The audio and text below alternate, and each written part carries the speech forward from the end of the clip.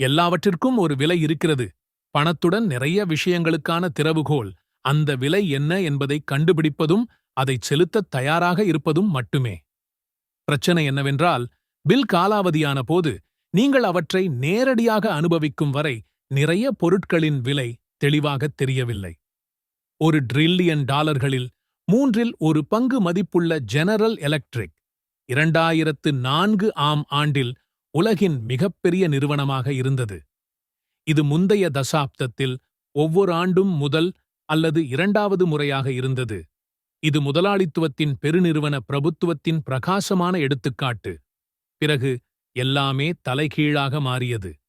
2008 நிதி நெருக்கடி GE இன் நிதி பிரிவை குழப்பத்திற்கு அனுப்பியது. இது நிறுவனத்தின் லாபத்தில் பாதிக்கும் மேற்பட்டதை வழங்கியது. இது இறுதியில் ஸ்கிராப்பிற்கு விற்கப்பட்டது.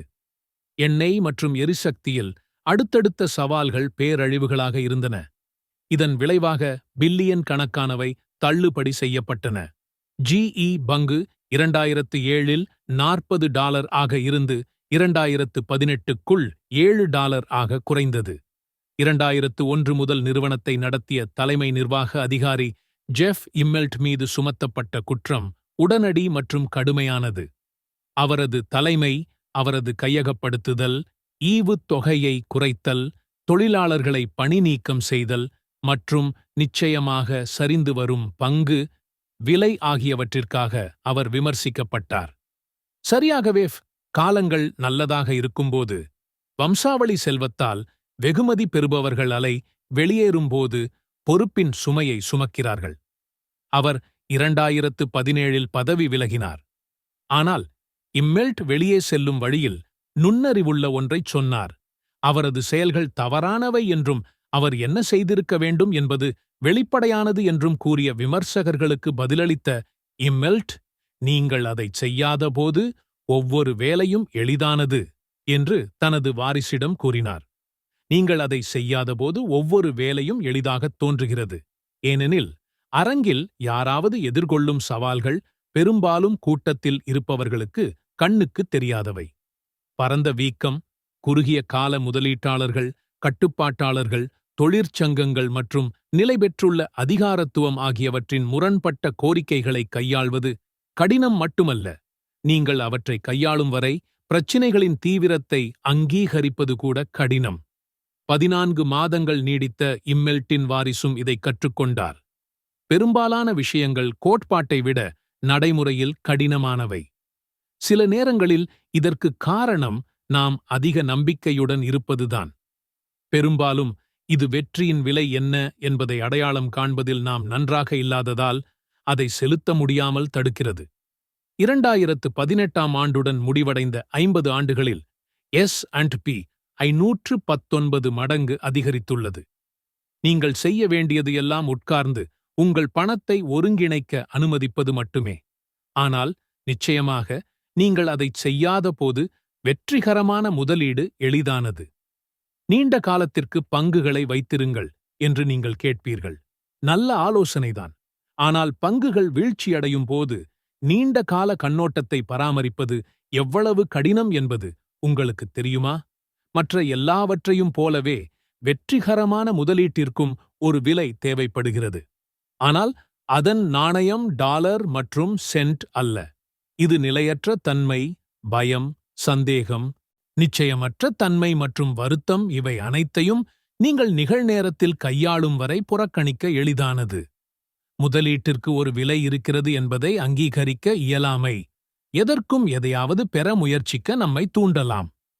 இது கடையில் திருடுவதைப் போலவே அரிதாகவே நன்றாக முடிவடைகிறது. உங்களுக்கு ஒரு புதிய கார் வேண்டும் என்று சொல்லுங்கள். 30,000 செலவாகும். உங்களுக்கு 3 விருப்பங்கள் உள்ளன. 1. அதற்கு $30,000 செலுத்துங்கள். 2.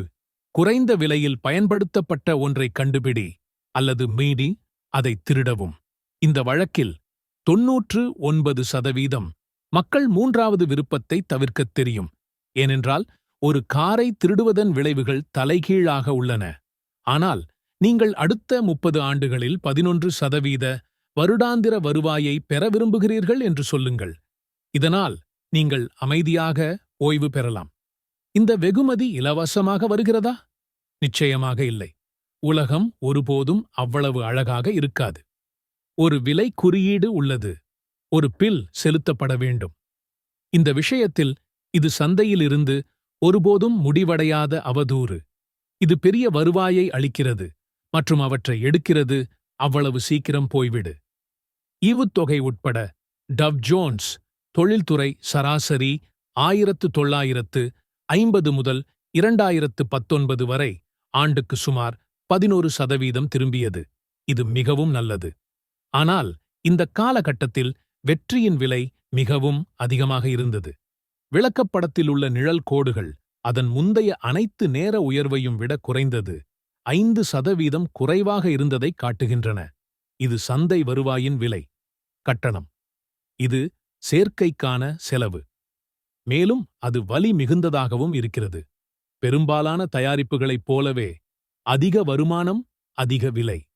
நெட்ஃபிக்ஸ் பங்கு 2002 முதல் 2018 வரை 35%த்திற்கும் அதிகமாக திரும்பியது. ஆனால் 94%த்திற்கும் கீழே வர்த்தகம் செய்யப்பட்டது. மான்ஸ்டர் பானம் 1995 முதல் 2018 வரை முந்தைய உயர் 995%த்திற்கும் கீழே வர்த்தகம் செய்யப்பட்டது. இப்போது இங்கே முக்கியமான பகுதி. காரைப் போலவே உங்களுக்கும் சில விருப்பங்கள் உள்ளன. நிலையற்ற தன்மை மற்றும் எழுச்சியை ஏற்றுக்கொண்டு நீங்கள் இந்த விலையை செலுத்தலாம். அல்லது குறைந்த நிச்சயமற்ற தன்மை மற்றும் குறைந்த ஊதியம் பயன்படுத்தப்பட்ட காருக்கு சமமான ஒரு சொத்தை நீங்கள் காணலாம். அல்லது கிராண்ட் தெஃப்ட் காருக்கு சமமானதை நீங்கள் முயற்சி செய்யலாம். அதனுடன் வரும் நிலையற்ற தன்மையை தவிர்க்கும் அதே வேளையில் வருமானத்தை பெற முயற்சிக்கவும். முதலீட்டில் பலர் மூன்றாவது விருப்பத்தை தேர்வு செய்கிறார்கள். ஒரு கார் திருடனைப் போல நல்ல அர்த்தம் மற்றும் சட்டத்தை மதிக்கும் என்றாலும் அவர்கள் விலை கொடுக்காமல் வருவாயை பெற தந்திரங்களையும் உத்திகளையும் உருவாக்குகிறார்கள். அவர்கள் உள்ளேயும் வெளியேயும் வர்த்தகம் செய்கிறார்கள். அவர்கள் அடுத்த மந்தநிலைக்கு முன் விற்கவும் அடுத்த ஏற்றம் ஏற்படுவதற்கு முன்பு வாங்கவும் முயற்சி செய்கிறார்கள். ஒரு சிறிய அனுபவம் கொண்ட பெரும்பாலான முதலீட்டாளர்கள் நிலையற்ற தன்மை உண்மையானது மற்றும் பொதுவானது என்பதை அறிவார்கள். பின்னர் பலர் அடுத்த தர்க்கரீதியான நடவடிக்கையை எடுக்கிறார்கள், அதை தவிர்க்க முயற்சி செய்கிறார்கள். ஆனால் விலை கொடுக்காமல் வெகுமதியை நாடுபவர்களை பணக்கடவுள்கள் பெரிதாக பார்ப்பதில்லை. சில கார் திருடர்கள் அதிலிருந்து தப்பித்து விடுவார்கள். இன்னும் பலர் கைது செய்யப்பட்டு தண்டிக்கப்படுவார்கள். முதலீட்டிலும் இதே நிலைதான். மார்னிங் ஸ்டார் ஒருமுறை தந்திரோபாய பரஸ்பர நிதிகளின் செயல்திறனை பார்த்தது. அதன் மூலோபாயம் சரியான நேரத்தில் பங்குகள் மற்றும் பத்திரங்களுக்கு இடையில் மாறுவது, குறைந்த எதிர்மறை அபாயத்துடன் சந்தை வருவாயை கைப்பற்றுவது. 5 பேர் அவர்கள் விலை கொடுக்காமல் வருமானத்தை விரும்புகிறார்கள். இந்த ஆய்வு 2010ஆம் ஆண்டின் நடுப்பகுதி முதல் 2011ஆம் ஆண்டின் பிற்பகுதி வரை கவனம் செலுத்தியது.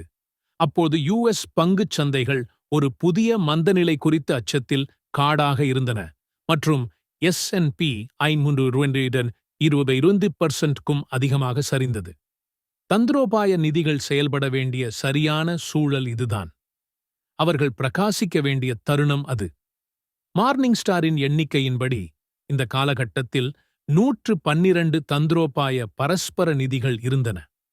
ஒரு எளிய 60-10 பங்கு பத்திர நிதியை விட 9 மட்டுமே சிறந்த இடர் சரி செய்யப்பட்ட வருவாயை கொண்டிருந்தன.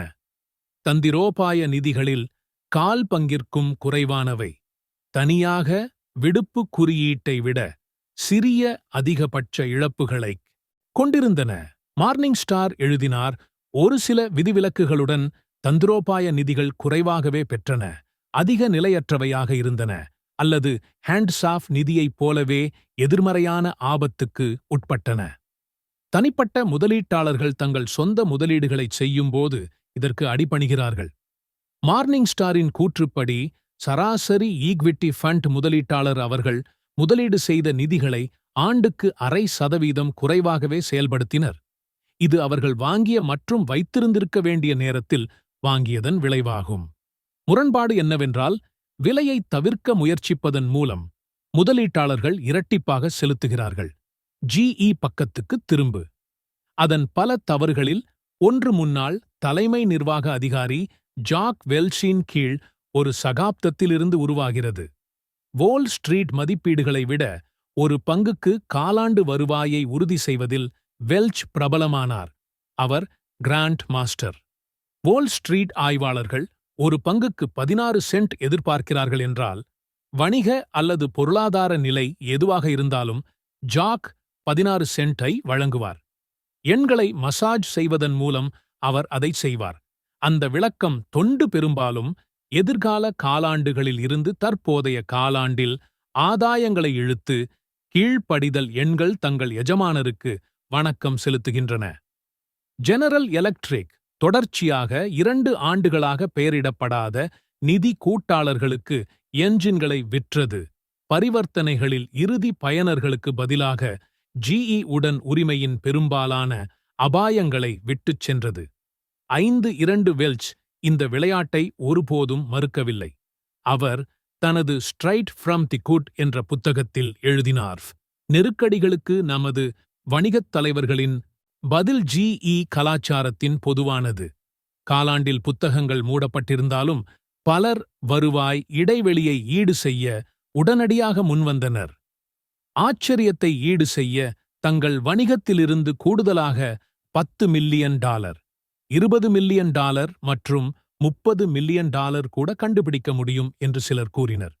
இதன் விளைவாக வெல்ச்சின் தலைமையின் கீழ் பங்குதாரர்கள் விலை கொடுக்க வேண்டியதில்லை. அவர்கள் நிலைத்தன்மையையும் முன்கணிப்பையும் பெற்றனர். நிச்சயமற்ற தன்மையின் ஆச்சரியங்கள் இல்லாமல் ஆண்டுதோறும் உயர்ந்த ஒரு பங்கு. பின்னர் பில் வந்தது. அது எப்போதும் போலவே முன்பு கணக்கியல் சூழ்ச்சிகளால் பாதுகாக்கப்பட்ட ஒரு தசாப்த கால மகத்தான இழப்புகளால் GE பங்குதாரர்கள் பாதிக்கப்பட்டுள்ளனர். வெல்ச்சின் சகாப்தத்தின் பைசா ஆதாயங்கள் இன்று பைசா இழப்புகளாக மாறின. இதற்கு விசித்திரமான உதாரணம் தோல்வியுற்ற அடமான ஜாம்பவான்களான ஃப்ரெடி மேக் மற்றும் ஃபென்னி மே ஆகியோரிடமிருந்து வருகிறது. இது 2000களின் முற்பகுதியில் தற்போதைய வருவாயை பில்லியன் கணக்கான டாலர்களால் குறைத்து அறிக்கை செய்தது. முதலீட்டாளர்களுக்கு மென்மை மற்றும் முன்கணிப்பு பற்றிய மாயையை வழங்க எதிர்கால காலங்களில் அந்த ஆதாயங்களை பரப்பும் நோக்கத்துடன் 5-3 விலை கொடுக்க வேண்டியதில்லை என்ற மாயை. கேள்வி என்னவென்றால், கார்கள், வீடுகள், உணவு மற்றும் விடுமுறைக்கான விலையை செலுத்தத் தயாராக இருக்கும் பலர் நல்ல முதலீட்டு வருமானத்தின் விலையை செலுத்துவதைத் தவிர்க்க ஏன் இவ்வளவு கடினமாக முயற்சி செய்கிறார்கள்? பதில் எளிது. முதலீட்டு வெற்றியின் விலை உடனடியாகத் தெரியவில்லை. இது நீங்கள் பார்க்கக்கூடிய விலை குறியீடு அல்ல. எனவே பில் வரும்போது அது நல்ல ஒன்றை பெறுவதற்கான கட்டணமாகத் தெரியவில்லை. ஏதாவது தவறு செய்ததற்காக அபராதம் விதிக்கப்படுவது போல் உணர்கிறது. மக்கள் பொதுவாக கட்டணம் செலுத்துவதில் நன்றாக இருக்கும்போது அபராதங்கள் தவிர்க்கப்பட வேண்டும். அபராதங்களைத் தவிர்க்கும் முடிவுகளை நீங்கள் எடுக்க வேண்டும். போக்குவரத்து அபராதங்கள் மற்றும் IRS அபராதங்கள் என்றால் நீங்கள் ஏதோ தவறு செய்தீர்கள், தண்டிக்கப்படுவதற்கு தகுதியானவர் என்று அர்த்தம். தங்கள் செல்வம் குறைந்து வருவதையும் அபராதமாக குறைந்து வருவதையும் பார்க்கும் எவருக்கும் இயற்கையான பதில் எதிர்கால அபராதங்களைத் தவிர்ப்பதாகும். இது அற்பமானதாகத் தெரிகிறது, ஆனால் சந்தையின் நிலையற்ற தன்மையை அபராதத்தை விட ஒரு கட்டணமாக நினைப்பது, முதலீட்டு ஆதாயங்கள் உங்களுக்கு ஆதரவாக செயல்பட நீண்ட நேரம் ஒட்டிக்கொள்ள அனுமதிக்கும் மனநிலையை வளர்ப்பதில் ஒரு முக்கிய பகுதியாகும். சில முதலீட்டாளர்கள் எனது பணத்தில் 20% இழந்தால் நான் உண்மையில் நன்றாக இருக்கிறேன் என்று சொல்லும் மனநிலையை கொண்டுள்ளனர். 20% சரிவை அனுபவித்திராத புதிய முதலீட்டாளர்களுக்கு இது 2 மடங்கு உண்மை. ஆனால் நீங்கள் நிலையற்ற தன்மையை ஒரு கட்டணமாக பார்த்தால் விஷயங்கள் வித்தியாசமாகத் தோன்றும். டிஸ்னிலேண்ட் டிக்கெட் விலை $100 ஆகும். ஆனால் உங்கள் குழந்தைகளுடன் நீங்கள் ஒருபோதும் மறக்க முடியாத ஒரு அற்புதமான நாளைப் பெறுவீர்கள். கடந்த ஆண்டு 18 மில்லியனுக்கும் அதிகமான மக்கள் கட்டணம் செலுத்துவது மதிப்புக்குரியது என்று நினைத்தனர். $100 தண்டனை அல்லது அபராதம் என்று சிலர் உணர்ந்தனர். நீங்கள் ஒன்றை செலுத்துகிறீர்கள் என்பது தெளிவாக இருக்கும்போது கட்டணங்களின் மதிப்புமிக்க பரிமாற்றம் தெளிவாகத் தெரிகிறது. முதலீட்டையும் போலவே நிலையற்ற தன்மை எப்பொழுதும் ஒரு கட்டணமாக இருக்கும், அபராதம் அல்ல. சந்தை வருவாய் ஒருபோதும் இலவசம் அல்ல, ஒருபோதும் இருக்காது. வேறு எந்தப் பொருளையும் போலவே உங்களுக்கும் ஒரு விலை கொடுக்க வேண்டும் என்று அவர்கள் கோருகின்றனர். நீங்கள் டிஸ்னிலேண்டிற்குச் செல்ல நிர்பந்திக்கப்படாதது போல இந்த கட்டணத்தை நீங்கள் செலுத்த வேண்டிய கட்டாயமில்லை. நீங்கள் உள்ளூர் கவுண்டி கண்காட்சிக்குச் செல்லலாம். அங்கு டிக்கெட்டுகள் $10 இருக்கலாம், அல்லது இலவசமாக வீட்டில் தங்கலாம். நீங்கள் இன்னும் ஒரு நல்ல நேரத்தை கொண்டிருக்கலாம், ஆனால் பொதுவாக நீங்கள் செலுத்துவதை பெறுவீர்கள். அதேபோல்தான் சந்தைகளும். நிலையற்ற தன்மை, நிச்சயமற்ற கட்டணம் வருமானத்தின் விலை என்பது பணம் மற்றும் பத்திரங்கள் போன்ற குறைந்த கட்டண பூங்காக்களை விட அதிக வருவாயைப் பெறுவதற்கான நுழைவு செலவு ஆகும். சந்தையின் கட்டணம் மதிப்புக்குரியது என்று உங்களை நம்ப வைப்பதே தந்திரம். நிலையற்ற தன்மை மற்றும் நிச்சயமற்ற தன்மையை சரியாக கையாள்வதற்கான ஒரே வழி இதுதான். அதைச் சமாளிப்பது மட்டுமல்லாமல் இது செலுத்த வேண்டிய சேர்க்கை கட்டணம் என்பதை உணர்ந்து கொள்ளுங்கள். இருக்கும் என்பதற்கு எந்த உத்தரவாதமும் இல்லை. சில நேரங்களில் டிஸ்னிலேண்டில் மழை பெய்யும். ஆனால் சேர்க்கை கட்டணத்தை நீங்கள் அபராதமாக கருதினால் நீங்கள் ஒருபோதும் மந்திரத்தை அனுபவிக்க மாட்டீர்கள். விலையை கண்டுபிடித்து பின்னர் அதைச் செலுத்துங்கள்.